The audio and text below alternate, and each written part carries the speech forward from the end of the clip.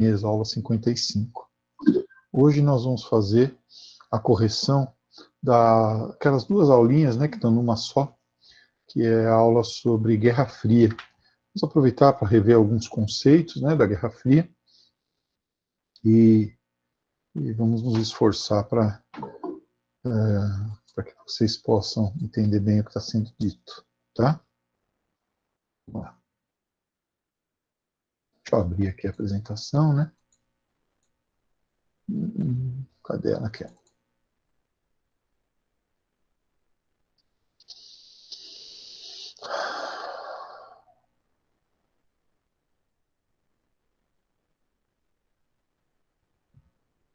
Vamos lá, vamos lá, vamos lá. Hoje é quinta-feira, o Colégio São José completa 39 anos de existência. Eu já estou lá há 27. E mesmo assim não posso me aposentar. Olha, são só 4 slidezinhos para a gente trabalhar. Então, são os exercícios daí das aulas 52 e 53. Relembrando, né, nas palavras de Raymond Aron, a Guerra Fria, pessoal, foi, por assim dizer, a impossibilidade de paz e a impossibilidade de guerra, né? Nesses dois sentidos. Não dava para ter paz, porque as superpotências queriam, como todo império, como toda potência, queriam ampliar suas áreas de influência. E não dava para ter guerra, porque as duas superpotências podiam se aniquilar, né, mutuamente. Capacidade garantida de mútua autodestruição. Mútua, você destrói, um destrói o outro e você se destrói, enfim, não sobra nada, né? Um dos objetivos da guerra é conquistar território. Senão a guerra não tem sentido, né? Então era um período aí que durou nas relações geopolíticas internacionais de 1945, quando acabou a Segunda Guerra Mundial, até 1991, quando acabou a União Soviética, marcado pela geopolítica da bipolaridade, né? Estados Unidos e União Soviética. Vamos dar uma olhadinha então nessa questão? De acordo com o texto a seguir, quais foram as consequências econômicas? Ó, que interessante, né? As consequências econômicas, gostei disso,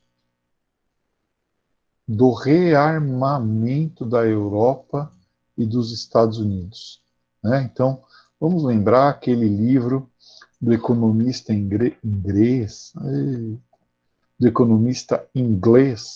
Kenneth John Galbraith. Esse cara escreveu um clássico da economia, né, contemporânea, que é o moderno Estado Industrial, em que ele fala particularmente sobre o complexo industrial militar, né, que se forma a partir da Segunda Guerra Mundial. Então você mantém uma situação, segundo o Galbraith, uma situação de tensão contínua para justificar os gastos com armamentos. Então vamos ver aqui.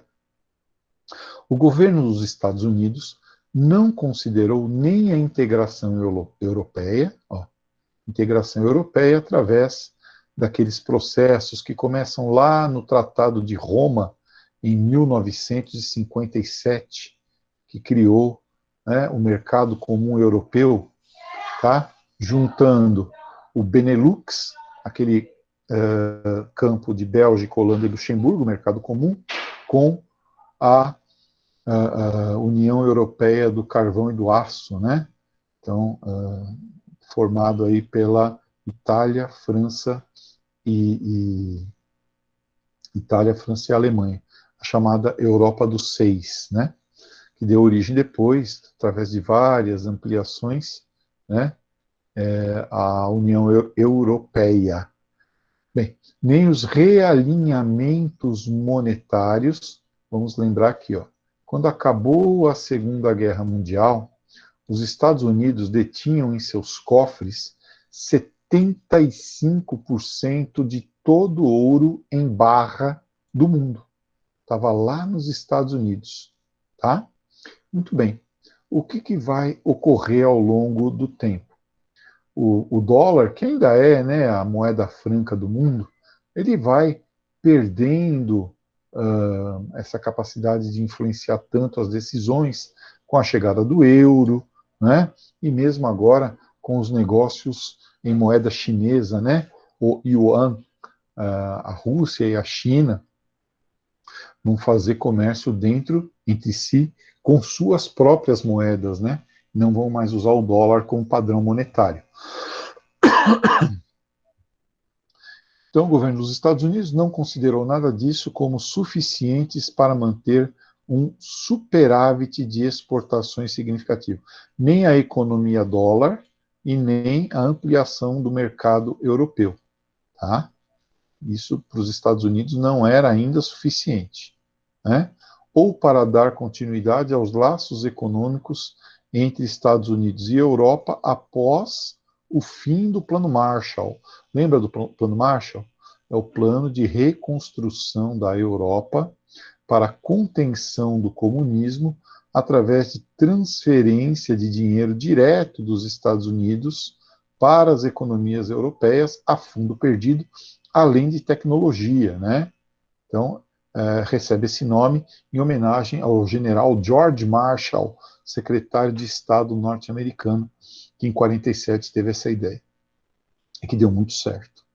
A nova orientação política que propôs o maciço rearmamento norte-americano e europeu, então eles não precisavam ter feito isso, né?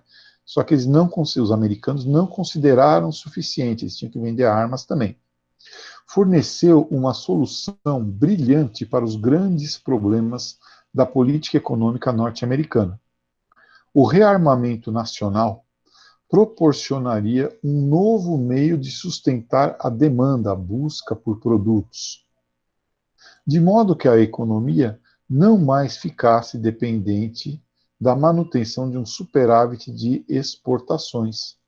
Então, os americanos teriam uma mercadoria garantida que iria render para eles moeda forte, que por sua vez garantiria a, a pesquisa científica, o modo de vida altamente consumista, né, e perdulário dos norte-americanos.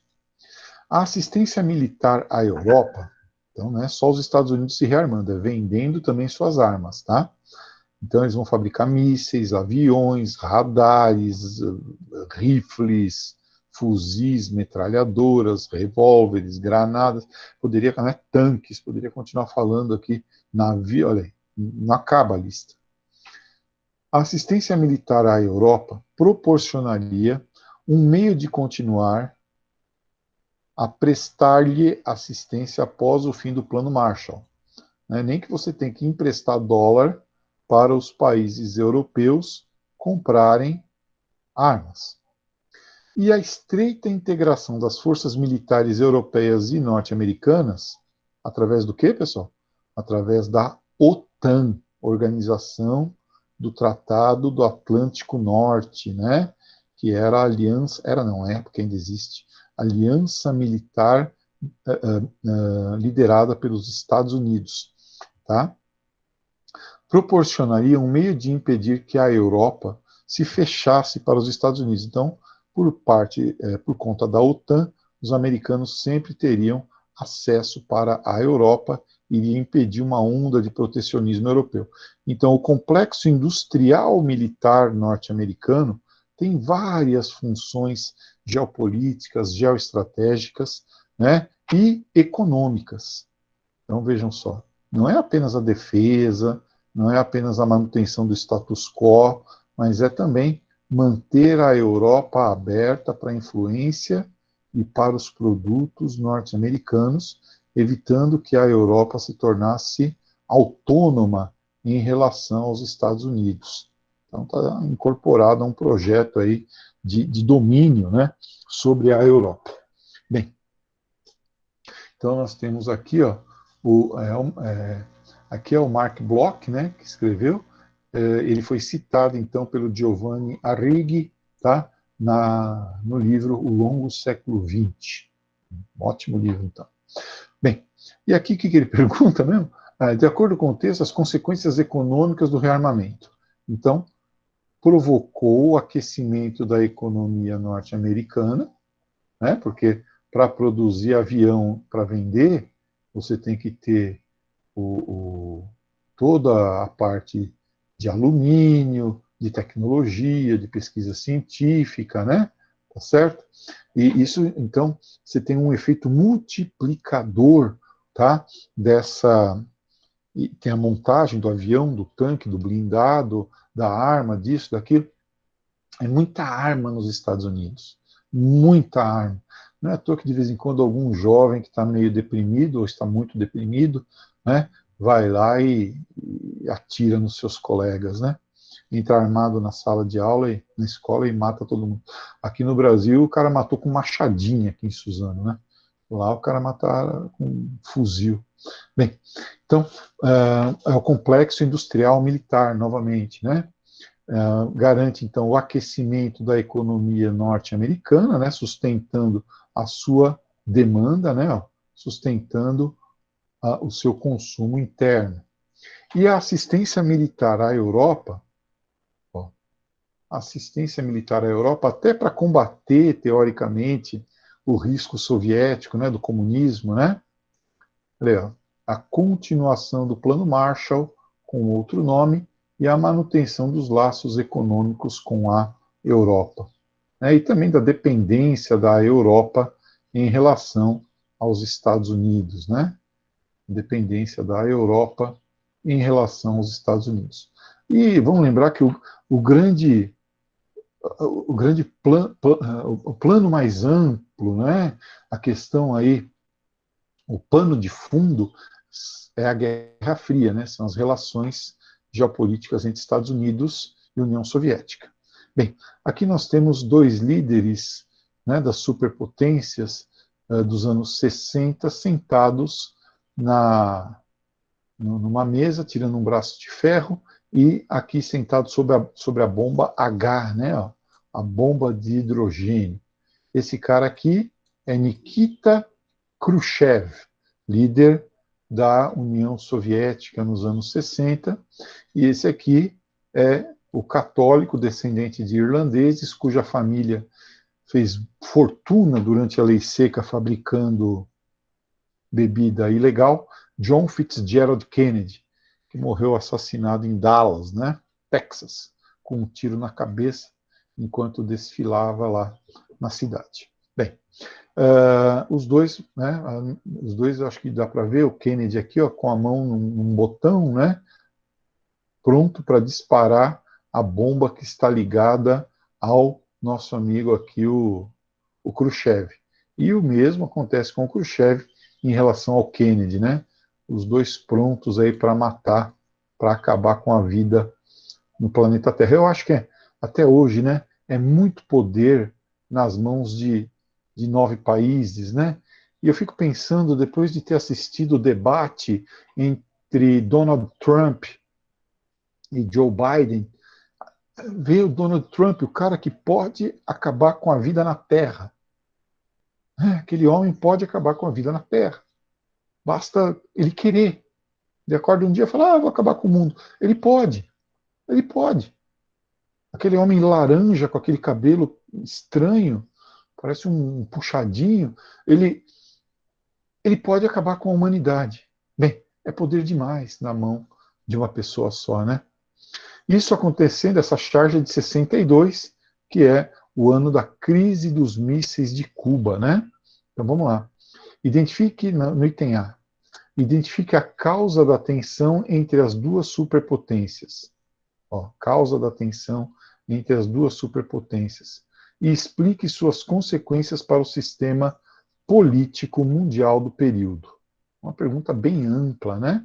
Bem ampla, tá? Então, o que nós temos aqui, ó, é o crescente arsenal atômico mantido pelos dois países. Em particular, em 62, nós temos a crise dos mísseis de Cuba, né?